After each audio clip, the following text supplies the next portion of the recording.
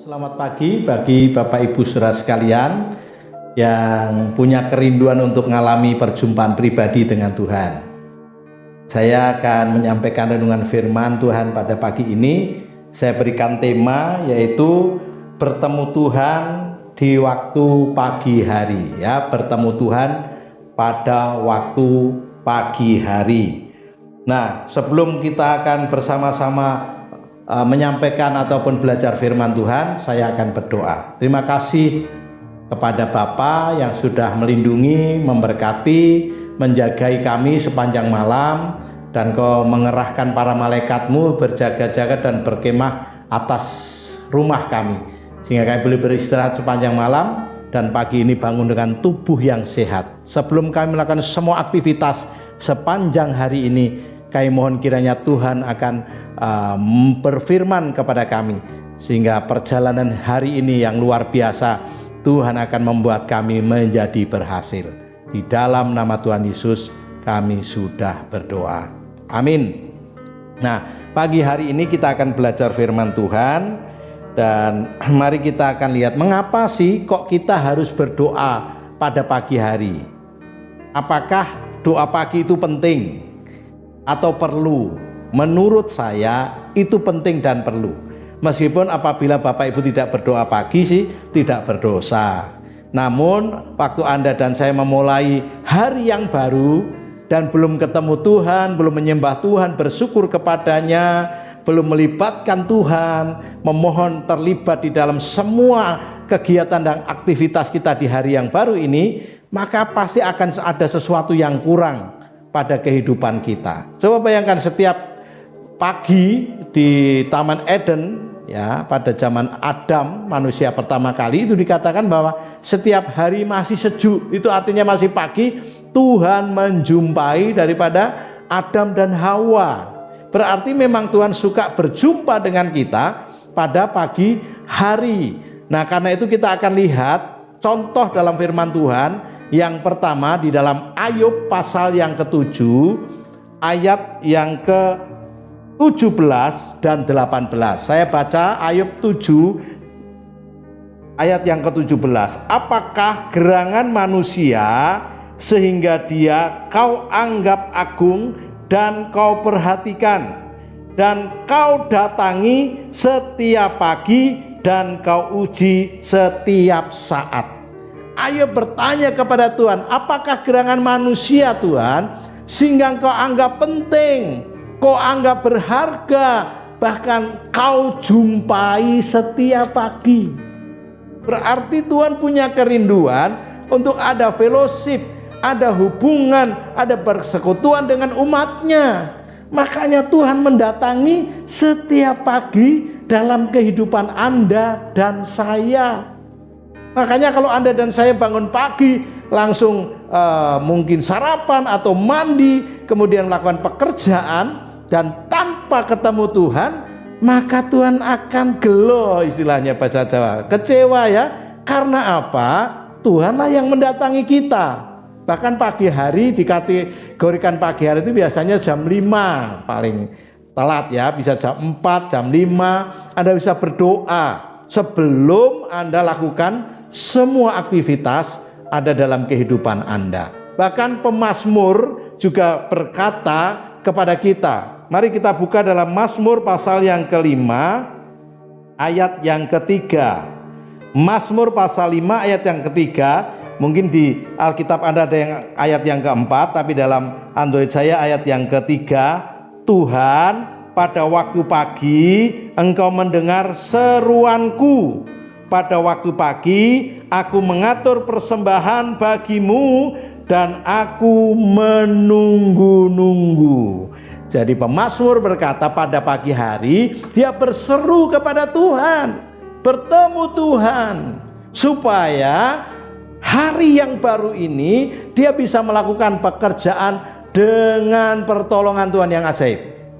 Kita seringkali berpikir begini, wah ini pekerjaan saya sudah biasa, berpuluh-puluh tahun saya melakukannya, kalau ada kesulitan mah buat saya mudah untuk menyelesaikan. Tapi ingat Bapak Ibu yang diberkati Tuhan, bahwa seringkali ketemu masalah yang ada Anda dan saya tidak bisa mengatasi, bahkan tidak bisa menyelesaikan dan tidak menemukan solusi.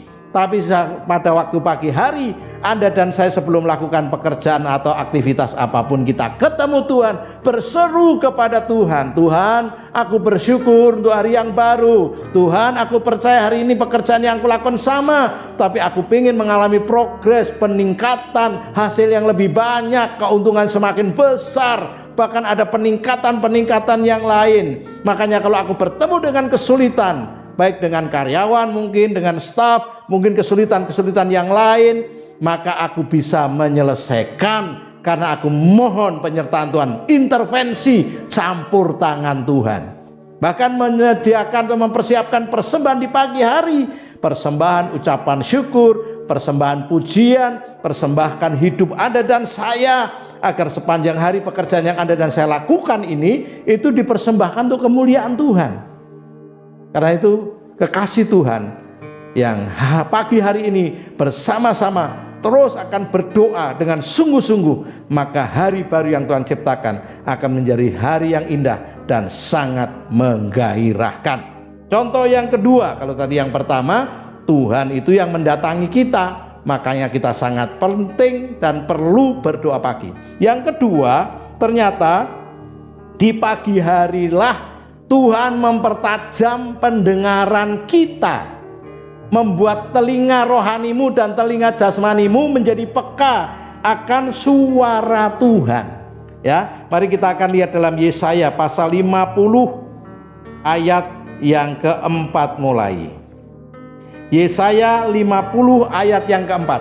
Jadi kalau Bapak Ibu pengen ngomong, wah aku pengen dengar suara Tuhan, mudah mengerti, peka, ya, bahasa Jawanya tengen, mudah dengar suara Tuhan. Gimana ya caranya? Salah satunya Bapak Ibu, Anda dan saya harus ketemu Tuhan di pagi hari, ya, berdoa, bersekutu, memuji Tuhan. Saya baca Yesaya 50 ayat yang keempat. Tuhan Allah telah memberikan kepadaku lidah seorang murid, supaya dengan perkataan aku dapat memberi semangat baru kepada orang yang letih lesu. Setiap pagi ia mempertajam pendengaranku untuk mendengar seperti seorang murid. Ayat yang kelima, Tuhan Allah telah membuka telingaku dan aku tidak memberontak, tidak berpaling ke belakang. Ayat yang keempat bagian B dikatakan, setiap pagi inya besar itu Tuhan Allah mempertajam pendengaranku untuk mendengar seperti seorang murid. Jadi yang contoh yang kedua, mengapa Anda dan saya penting dan perlu doa pagi, ternyata Anda dan saya akan menjadi peka, sensitif tapi dengan suara Tuhan. Apakah suara Tuhan itu, peka dengar suara Tuhan itu seperti Samuel yang dipanggil di waktu dia tengah malam, Samuel, Samuel, bisa ya. Tapi sensitif atau peka dengan suara Tuhan itu bukan karena mendengar audible voice itu yang dikatakan wah itu paling peka. Peka dengan suara Tuhan itu, Tuhan bisa berbicara lewat apa saja. Bapak Ibu tahu bahwa ini Tuhan sedang berbicara. Bisa lewat khotbah saya pagi ini, bisa waktu Bapak Ibu sedang dengar firman, baca firman, dengar kesaksian, atau lewat peristiwa, mungkin mengalami kerugian di usaha, Tuhan bisa bicara lewat itu. Kalau Ayub dengar suara Tuhan apa? Ya, kehilangan semuanya. Harta bendanya ludes, 10 anaknya meninggal, bahkan kesehatan dia kemudian diambil, diizinkan oleh Tuhan, diambil oleh iblis. Dari batok kepalanya sampai telapak kakinya mengalami borokan. Mungkin kalau sekarang ini kanker kulit yang ganas, sampai dia menjadi sangat kurus dan kukunya lepas semua. Kalau dia mau garuk tangannya atau kakinya, tubuhnya yang gatal dengan beling. Bayangkan kayu saja digaruk dengan beling bisa luka, bisa halus, apalagi itu daging manusia. Tapi waktu Ayub kemudian menyadari bahwa rencana Tuhan tidak ada yang gagal, dan kemudian Allah memulihkan keadaan Ayub, semua harta bendanya dikembalikan 100%, ya 2 kali lipat malahan, 2 kali lipat, sehingga Ayub menjadi orang yang terkaya kembali, sehat. Bahkan menurut sejarah istrinya kembali kepada Ayub. Waktu itu dia sudah ngomong sama Ayub dalam keadaan menderita, supaya dia mengutuki Allah dan mati saja. Tapi Ayub tetap tekun dalam penderitaan itu. Hilang semuanya, tapi Ayub tahu bahwa Tuhan rencananya tidak pernah gagal. Dan Ayub akhirnya tetap setia. Makanya dia berkata begini, siapa manusia, gerangan manusia engkau hargai, engkau anggap penting, bahkan kau datangi setiap pagi. Ini Ayub. Jadi mari Bapak Ibu kita belajar supaya peka. Dan Ayub berkata begini, sekarang aku tidak lagi kenal Tuhan karena kata orang, tapi mataku sendiri melihat. Itu artinya peka, ya. Jadi tidak selalu audible, telingamu mendengar itu peka, tidak. Tapi Tuhan bicara lewat apapun, Anda akan tahu, wah ini Tuhan menegur saya ini lewat Pak Pendeta yang sedang khotbah. Wah Tuhan mengingatkan saya lewat kesaksian teman saya ini. Wah Tuhan berbicara kepada saya ini dengan berbagai cara. Itu namanya peka, ya, sensitif dengan suara Tuhan. Sekarang contoh yang ketiga, mengapa Anda dan saya perlu berdoa pagi dan penting? Karena Tuhan Yesus juga doa pagi. Wah, ini seringkali Anda menganggap tidak penting. Tuhan Yesus yang adalah Tuhan yang tahu segalanya, dia doa pagi. Dalam Markus pasal yang pertama ayat 35. Mari kita lihat. Markus pasal yang pertama ayat yang ke-35. Saya baca ya. Markus pasal 1 ayat 35, pagi-pagi benar. Berarti isu umun-umun. Nah, bahasa Jawanya ya. Pagi-pagi benar. Waktu hari masih gelap. Antara jam 4 atau jam 5. Kadang jam 5 aja sudah mulai terang ya. Bisa jadi jam 3, jam 4. Yesus bangun dan pergi keluar. Ia, Tuhan Yesus, pergi ke tempat yang sunyi dan berdoa di sana. Bahkan sebelum Yesus memilih murid yang 12, Tuhan juga berdoa semalam-malaman. Kalau di gereja ini ada doa semalaman, atau kalau kami dulu doa semalam suntuk, tapi sekarang diganti dengan doa semalam ceria. Ya, nek suntuk itu nanti kurang nikmat ya. Semalam ceria. Karena apa? Tuhan Yesus juga pernah berdoa semalaman sebelum memilih 12 rasulnya. Nah, pagi-pagi benar, hari masih gelap, Tuhan Yesus berdoa. Sekarang kalau Tuhan Yesus yang adalah Allah sendiri menjelma menjadi manusia berdoa, lah kita siapa Bapak Ibu? Seringkali nganggap enteng, ini sudah mah biasa, tiap hari aku sudah lakukan, sudah menguasai, sudah ahli. Dengar, bahwa sehebat apapun manusia, ada kelemahannya. Kadangkala Anda dan saya tidak tahu bagaimana mengatasi masalah yang terjadi.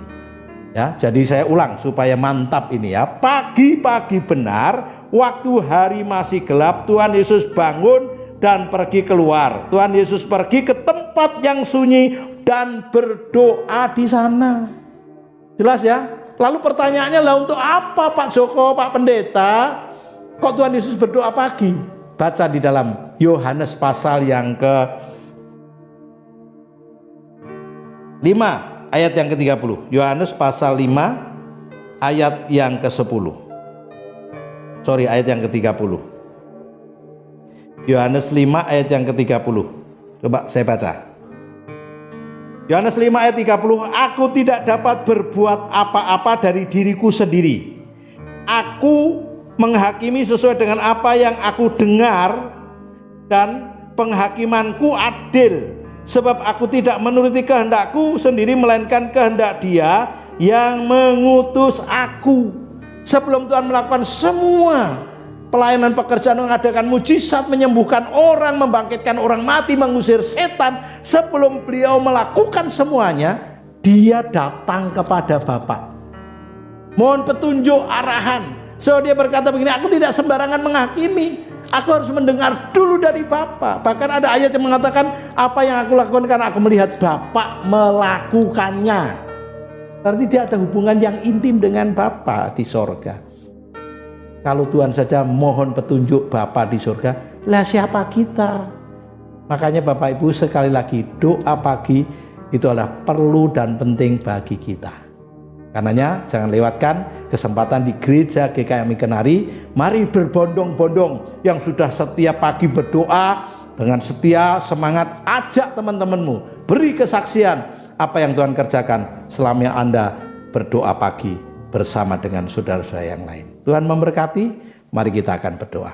Terima kasih Tuhan, kami sudah dengar firman, dan kiranya melalui doa pagi yang dilakukan seberapapun orang-orang yang berkumpul, Tuhan berjanji, di mana 2-3 orang berkumpul dalam namaku, aku hadir ada di tengah-tengah mereka. Karenanya aku percaya gerejamu GKMI Kenari ini akan menjadi gereja yang terus maju, mengalami kemajuan progres yang luar biasa, menjadi gereja yang kreatif, yang menjadi gereja yang penuh kuasa, sehingga banyak menjangkau jiwa-jiwa dan memuridkan mereka. Berkati Pak Gembala, majelis, bahkan semua jemaat dari berbagai usia tanpa terkecuali diberkati oleh Tuhan. Kami mengangkat tangan supaya Tuhan memberkati berlimpah-limpah, bahkan juga memperluas daerah kami. Sakit, penyakit, dan malapetaka tidak akan menimpa kami. Hari ini apa yang akan kami kerjakan dan lakukan, mohon kiranya Tuhan menyertai, sehingga segala sesuatu yang kami kerjakan nampaknya sederhana dan kecil, Tuhan bisa buat menjadi besar, maju, dan mengalami keajaiban demi keajaiban. Engkau dipermuliakan oleh hidup kami. Semua kami diberkati di dalam nama Bapa, Putra, dan Roh Kudus, dalam nama Tuhan Yesus. Haleluya. Amin. Terima kasih. Tuhan memberkati kita semua. Amin.